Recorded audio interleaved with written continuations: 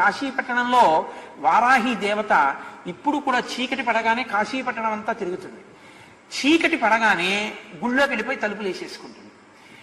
అందుకే సూర్యోదయం అయితే ఇంకా వారాహి దర్శనం ఉండదు కాశీలో, మనం చూడలేం కూడా. ఆ వారాహి యొక్క స్వరూపాన్ని దగ్గరగా నిలబడి చూడడానికి ఎవరికి ధైర్యం సరిపోదు. అందుకని ఏం చేస్తారంటే వారాహి దేవాలయం పైకప్పెక్కి సూర్యోదయానికి పూర్వమే పైన కన్నాలు ఉంటాయి, ఆ కన్నాల్లోంచి చూడాలి వారాహిని. కన్నాల్లోంచి చూసినందుకే ఉద్వేగం కలుగుతుంది. అలా ఉంటుంది ఆవిడ స్వరూపం.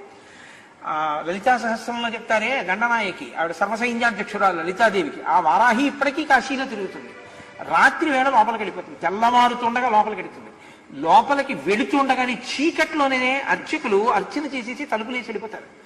ఎవరైనా చూసేవాళ్ళు ఉంటే పైనుంచి ఒకసారి లోపలికి చూసి వెళ్ళిపోతారు అంతే.